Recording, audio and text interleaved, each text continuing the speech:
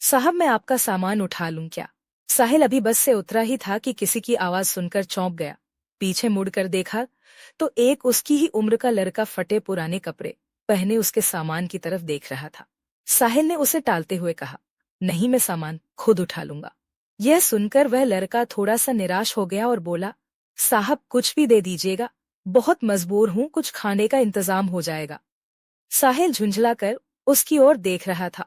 उस लड़के की आंखों में उसे आंसू नजर आ रहे थे। फिर उसने गौर से उसे देखा तो समझ में आया ये तो उसके बचपन का दोस्त राहुल है। इस हाल में साहिल ने उससे कहा, पहले मेरे साथ चलो। वह उसे पास के एक ढाबे पर ले गया। क्या खाओगे? साहिल के पूछने पर लड़के ने कहा, नहीं साहब, अगर आप सामान उठवाओगे तो ही मैं कुछ लूंगा। साहिल हंसते हुए बोला, हाँ मैं जानता हूं तुम बहुत खुददार हो, किसी की मदद नहीं लोगे। सामान बाद में उठा लेना, पहले कुछ खा लो। बैठो मैं अभी आया। लड़का डरते डरते सामने पड़ी मेज कुर्सी पर बैठ गया। साहिल कुछ देर में आकर उसके सामने वाली कुर्सी पर बैठ जाता है। साहिल उससे पूछता है, तुम इस हाल में कैसे? मेरा मतलब है कुछ अपने बारे में बताओ। राहुल ने बताया, साहब मेरे पिता इसी गांव में एक किसान थे। गांव के जमींदार से कर्ज लेकर उन्होंने फसल लगाई थी, लेकिन सारी फसल खराब हो गई। कर्ज का ब्याज बढ़ता गया। जमींदार ने खेतों पर, बैलों पर और घर पर कब्जा कर लिया। पिताजी यह सब बर्दाश्त न कर सके और फांसी लगा ली। मैं तब छोटा था। कुछ दिन बाद माँ भी चल बसी। स्कूल जाना तो दूर, गांव में कोई काम न मिला। भूखे मरने लगा। तब से जो भी काम मिलता है वह कर लेता हूँ। दोपहर को बस के आने पर कोई कोई सवारी सामान उठवा लेती है तो खाने का जुगाड़ हो जाता है। तभी खाना आ गया। खाना देखकर राहुल बोला, साहब ये तो बहुत महंगा होगा, मेरी मजदूरी तो बस 10 रुपए बनती है, ये सब मैं कैसे चुका पाऊंगा? साहिल हंसते हुए बोला, अभी मैं आया हूँ, वापस भी जाऊंगा, तब मेरा सामान उठा लेना। साहिल उसे जानबूझकर अपनी पहचान नहीं बता रहा था। उसे पता था अगर उसने ऐसा किया तो राहुल उससे मदद नहीं लेगा। राहुल बहुत भूखा था। वह जल्दी जल्दी खाना खाने लगा। इधर साहिल कुछ देर के लिए पुराने दिनों में खो गया। उस समय दोनों एक ही स्कूल में पढ़ते थे। दोनों साथ खेलते थे। दोनों साथ खेलते थे। राहुल पढ़ने में बहुत तेज था। उसमें और साहिल में हमेशा फर्स्ट आने की होड़ लगी रहती थी। साहिल के पिता उसी स्कूल में अध्यापक थे। साहिल के पिता का ट्रांसफर हो गया तो साहिल स्कूल छोड़कर शहर चला गया। आज वह कॉलेज में पढ़ता है। छुट्टियों में गांव के पुराने दोस्तों से मिलने चला आया। वैसे उसके चाचा भी इसी गांव में रहते हैं। साहिल को यह उम्मीद बिल्कुल नहीं थी कि उसका दोस्त उसे इस हाल में मिलेगा। साहिल अपने ही ख्यालों में खोया हुआ था। तभी राहुल ने उसे कहा, साहब मेरा खाना हो गया, चलिए आपका सामान उठा लेता हूँ। साहिल ने जवाब दिया, अभी चलते हैं, बैठो और कुछ अपने बारे में बताओ। अब कहाँ रहते हो और आगे क्या करोगे? राहुल ने जवाब दिया, साहब क्या करोगे? मेरे बारे में जानकर मेरे जैसे लोग ऐसे ही सड़क पर मजदूरी करते रहते हैं और एक दिन ऐसे ही मर जाते हैं। एक समय था, हमारे पास भी सब कुछ था। वो जो सामने आप स्कूल देख रहे हैं, मैं वहां पढ़ा करता था। साहिल बोला, अब पढ़ने का मन नहीं करता? राहुल बोला, साहब माता पिता का साया क्या होता है ये उनके जाने के बाद पता लगता है। मेरे पिता मुझे सरकारी अफसर बनाना चाहते थे। साहिल उसकी बातें गौर से सुन रहा था। राहुल को एक पल के लिए भी यह एहसास नहीं हुआ कि यह तो उसका बिछुड़ा हुआ दोस्त है, क्योंकि साहिल के नयन नक्श से लेकर उसका पहनावा सब बदल चुका था। राहुल ने पूछा, साहब आप यहाँ किसके घर आए हैं? साहिल ने अपनी पहचान छिपाते हुए कहा, नहीं बस ऐसे ही गांव घूमने आया था। यहाँ कोई होटल मिल जाएगा रुकने के लिए? हाँ साहब, बस स्टैंड के पीछे ही एक होटल है, आपके शहर जैसा तो नहीं पर ठीक ठाक है, मैं आपको वहीं ले चलता हूँ, राहुल बोला। साहिल ने हाँ में सर हिलाया। राहुल सामान लेकर आगे आगे और साहिल उसके पीछे पीछे चलने लगा। कुछ ही देर में वे होटल में पहुंच गए। साहिल ने एक कमरा लिया। राहुल उससे कहने लगा, साहब मैं चलता हूँ, जब आपको जाना हो बता देना, मैं आपका सामान लेने आ जाऊंगा। साहिल बोला, अरे रुको, ये कमरा मैंने 2 लोगों के लिए लिया है, तुम मेरे साथ रहोगे? राहुल बोला, नहीं साहब, कहाँ मैं और कहाँ आप, वैसे भी मैं तो कहीं भी सो जाता हूँ। मेरा बिस्तर एक पेड़ के ऊपर रखा होता है, वहीं पेड़ के नीचे चबूतरे पर सो जाता हूँ। साहिल बोला, मुझे तुमसे बहुत सी बातें करनी है। जब तक मैं यहाँ हूँ तुम मेरे साथ रहोगे। मैं यहाँ किसी को जानता नहीं हूँ। तुम मुझे पूरा गांव घुमाओगे। साहिल राहुल को लेकर एक कपड़े की दुकान पर पहुंचा। उसे नए कपड़े दिलवाए, नए जूते दिलवाए। फिर उसे लेकर होटल पर आया। उसने राहुल की जरूरत का हर सामान खरीदा और उससे कहा, तुम नहा कर ये कपड़े पहनो, मैं अभी आता हूँ। राहुल को कुछ समझ नहीं आ रहा था। उसने नहा धोकर नए कपड़े पहने अपने आप को शीशे में देख ही रहा था।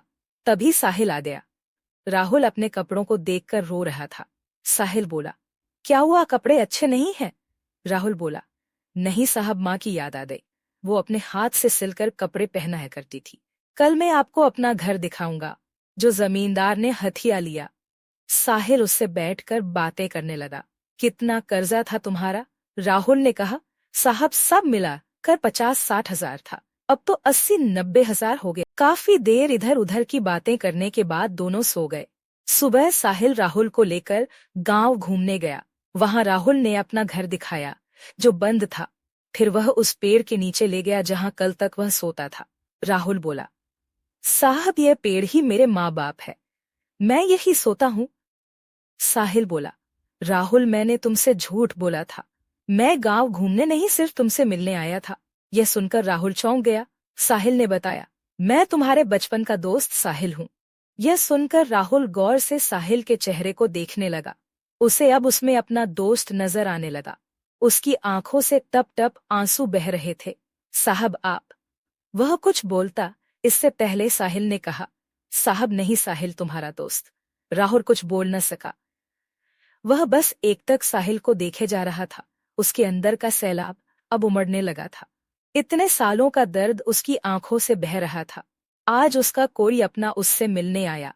इस बात पर अभी भी उसे विश्वास नहीं हो रहा था। साहिल ने उसे चुप कराया।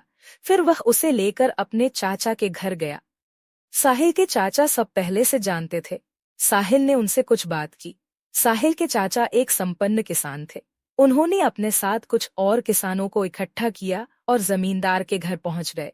साहिल के चाचा ने जमींदार से पूछा, इसके पिता पर कितना कर्ज है?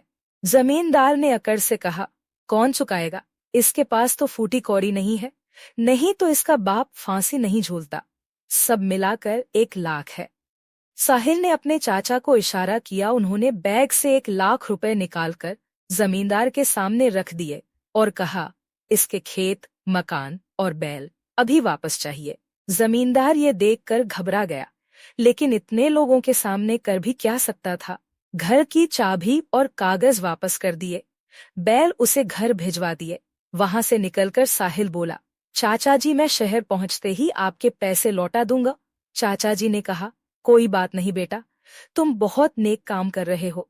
फिर उन्होंने और किसानों के सामने राहुल से बोला, बेटा तुम्हें तुम्हारा सब कुछ वापस मिल गया, अब अपने खेतों पर खेती करो, हम सारे किसान तुम्हारा साथ देंगे। यह सुनकर सब किसान तैयार हो गए। हाँ बेटा, अब वो जमींदार तुम्हारी तरफ आंख भी नहीं उठा सकेगा। साहिल ने राहुल को खेती करने के लिए 20,000 रुपए और दिलवा दी। राहुल उसके पैरों में गिर पड़ा। उसे उठाकर साहिल ने कहा, दोस्त अब तुझे आगे निकलकर दिखाना है। अगली बार जब मैं गांव आऊं तो मेरा दोस्त मुझे खुशहाल मिलना चाहिए। अगले दिन साहिल शहर चला गया।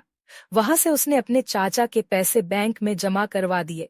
इसके 6 महीने बाद एक दिन साहिल दरवाजे की घंटी सुनकर दरवाजा खोलने गया तो देखा सामने राहुल खड़ा था। 6 महीने में बिल्कुल बदल गया था। साहिल ने उसे गले से लगा लिया।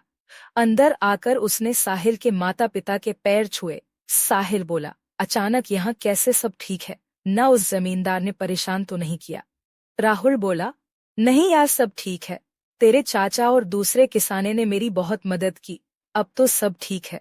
मेरी फसल भी अच्छी, उसकी कमाई से तेरा कर्ज चुकाने आया हूँ। ये 20,000 है, बाकी धीरे धीरे चुका दूंगा। साहिल बोला, तू मेरा भाई है, मैंने कोई कर्ज नहीं दिया था तुझे, तूने कैसे सोच लिया ये मैं नहीं ले सकता? लेकिन राहुल जिद करने लगा। तब साहिल के पिता ने कहा, बेटा रख लो, ये इसकी खुददारी है। जो शिक्षा मैंने दी थी यह उसकी का पालन कर रहा है। साहिल पैसे रख लेता है। फिर राहुल शर्माते हुए उसे अपनी शादी का कार्ड पकड़ा देता है। साहिल कहता है, अरे ये क्या, तू शादी कर रहा है? तभी साहिल के पिता ने कहा, हाँ, जब तूने हमें सब बताया तभी मैंने तेरे चाचा से इसके लिए अच्छी सी लड़की देखने के लिए कहा था। कब तक घर में अकेला रहेगा? राहुल बोला, मैं आप लोगों का एहसान जिंदगी भर नहीं भूल सकता। मेरी तो कोई औकात नहीं थी। साहिल बोला, सब ऊपर वाला करता है, सब उसी के हाथ में है। तेरे अच्छे दिन आने थे, मैं नहीं आता। मदद करने तो ऊपर वाला किसी और को भेज देता। कुछ दिन बाद साहिल अपने परिवार के साथ राहुल की शादी में पहुंच गया। उन्हें देखकर राहुल बहुत खुश हुआ। उनके साथ पूरा गांव दोनों की दोस्ती की मिसाल देने लगा।